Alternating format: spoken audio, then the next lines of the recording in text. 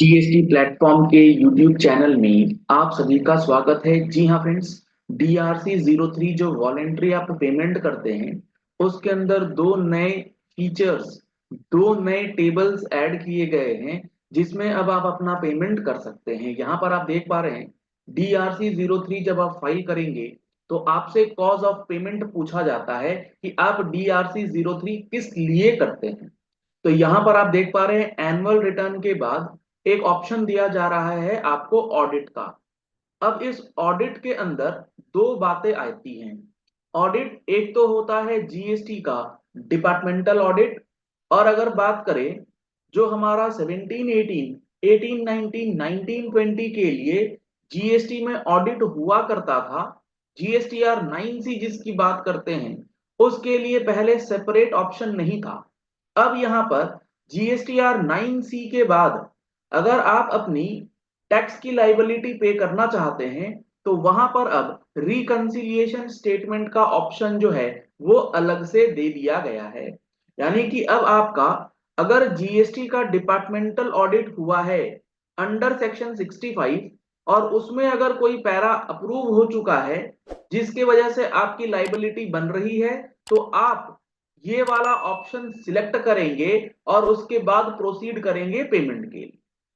लेकिन अगर आप अपनी GSTR 9 और GSTR 9C को फाइल कर रहे हैं और उसके बाद एडिशनल लाइबिलिटी निकलती है, तो GSTR 9 के लिए तो एनुअल रिटर्न सिलेक्ट करना है और GSTR 9C के लिए आपको रिकंसिलिएशन स्टेटमेंट की मदद से अपना DRC 03 जो है वो पेमेंट करके फाइल करना है, ताकि आपका प्रोसीडिंग्स जो इनिशिएट अगर हुआ होगा तो ड्रॉप हो जाएगा, नहीं तो एक्नॉलेजमेंट DRC 04 में रिसीव होगा।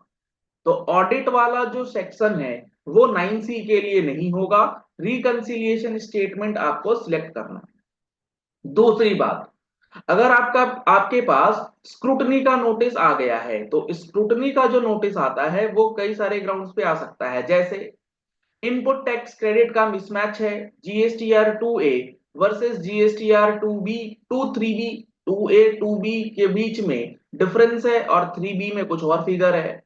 इसी तरीके से GSTR 1 और GSTR 3B के बीच में मिसमैच है। और आपका जो ये दोनों मिसमैच है, अगर वो आपके स्क्रूटनी के नोटिस में आया हुआ है और आप उस स्क्रूटनी के जवाब में टैक्स का पेमेंट कर रहे हैं, तो आपके लिए कॉज ऑफ पेमेंट जो है वो स्क्रूटनी का सेपरेट दिया गया है।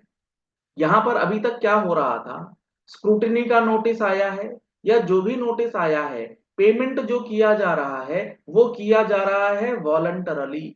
तो वॉलंटरली पेमेंट जब आप करते हैं तो वहां पर आपका खुद का असर्टेनमेंट होना चाहिए।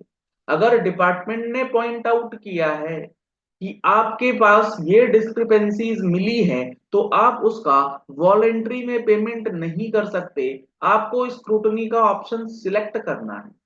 तो स्क्रूटनी का ऑप्शन सिलेक्ट करने से क्या हम सेक्शन 73 सब सेक्शन 5 के अंदर जो वॉलेंट्री पेमेंट में कर सकते हैं वो भी कर पाएंगे क्या? बिल्कुल कर सकते हैं, क्योंकि सेक्शन 73 सब सेक्शन 5 यही कहता है कि अगर कोई टैक्स पेयर अपने असर्टनमेंट से या फिर टैक्स ऑफिसर के कहने पर नोटिस इशू होने से पहले पेमेंट कर देता है, तो उसे हम voluntary payment under section subsection 5, 73 subsection 5 के अंदर जो है वो मानते हैं।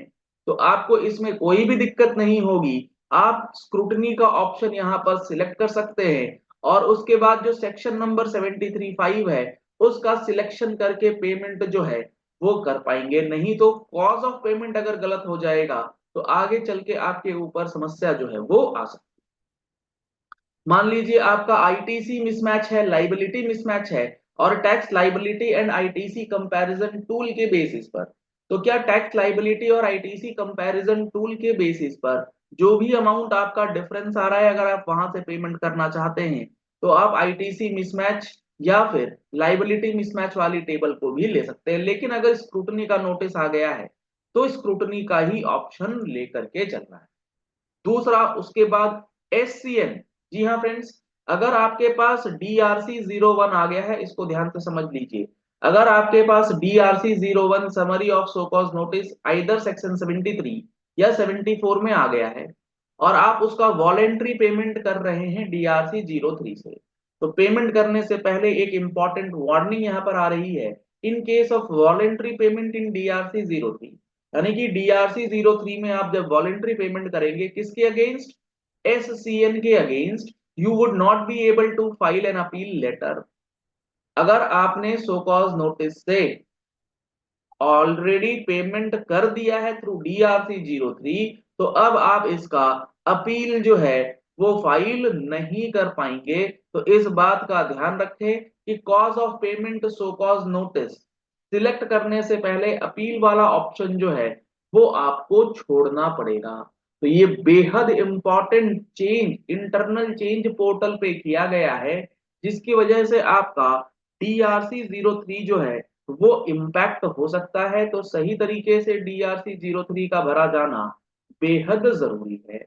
और ये जितनी भी बातें अभी हम लोगों ने डिस्कस करी हैं GST लिटिगेशन के अंदर, ये सारी बातें आपको जो है वो ध्यान में रखनी है, चाहे आपका सेक्शन 73 हो, चाहे आपका सेक्शन 74 हो। हर एक सेक्शन आपको बहुत ही सोच समझ करके यूज करना है। ऑडिट क्या है, रिकंसिलिएशन स्टेटमेंट में क्या फर्क है, डिपार्टमेंटल ऑडिट क्या होता है, ये सारी जानकारी आपको हमारे GST के फुल कोर्स के अंदर भी प्रोवाइड की जा रही है, जिसमें 180 प्लस आवर्स की क्लासेस आपको दी जाएंगी, जिसके अंदर लाइव क्लासेस और रिकॉर्डिंग क्लासेस दोनों का ऑप्शन अवेलेबल है। अगर आप इस फुल कोर्स को ज्वाइन करना चाहते हैं तो आप इन नंबर्स पे कॉल कर सकते हैं, व्हाट्सएप कर सकते हैं और कोर्स को एनरोल करा सकते हैं। अभी इस पे चल रहा है समर स्पेशल 10% का स्पेशल डिस्काउंट, तो आप इस डिस्काउंटेड ऑफर का बेनिफिट ले सकते हैं और कोर्स को ज्वाइन कर सकते हैं। आप हमारा एप्लीकेशन GST प्लेटफॉर्म जो है प्ले स्टोर से डाउनलोड कर सकते हैं और वहां पर भी एनरोलमेंट का ऑप्शन आपको मिल जाएगा। अगर आपको ये वीडियो पसंद आती है तो इस वीडियो को लाइक और शेयर करना मत भूलिएगा, ताकि मैक्सिमम लोगों तक ये इंफॉर्मेशन पहुंच जाए। और अगर आप पहली बार आए हैं हमारे चैनल पर तो आप हमारे चैनल को फॉलो कर लें, सब्सक्राइब कर लें नोटिफिकेशन बेल के साथ। 22 जून को होने जा रही है GST काउंसिल की बेहद इंपॉर्टेंट मीटिंग, जिसमें बहुत ही बड़े डिसीजंस लिए जाने की उम्मीद है। तो हर एक डिसीजन का कंप्लीट एनालिसिस सबसे पहले आपको हमारे यूट्यूब चैनल GST प्लेटफॉर्म पर देखने को मिलेगा। ITR का सीजन चल रहा है। अगर आप ITR फाइलिंग करने के लिए परेशान हैं, आपको बैंक एंट्रीज करने में काफी समय लग रहा है, तो आप हमारा इंपोर्ट टूल ले सकते हैं, जिसमें महीनों का काम घंटों में मिनटों में आप कर सकते हैं। पूरा का पूरा बैंक ऑटोमेटिकली इंपोर्ट आपकी टैली में हो जाएगा। उसके बाद आप अपने फिल्टर्स लगा करके उसको ठीक कर सकते हैं। तो आप अगर टूल्स लेना चाहते हैं तो आप सेम नंबर पे कॉल कीजिए, कोर्स को ज्वाइन करना चाहते हैं सेम नंबर पे कॉल कीजिए, टैक्स मैगजीन का सब्सक्रिप्शन लेना चाहते हैं जिसमें monthly GST and income tax की अपडेट्स दी जाती हैं, तो भी आप सेम नंबर पे कॉल या व्हाट्सएप कर सकते हैं। Thank you and have a nice day.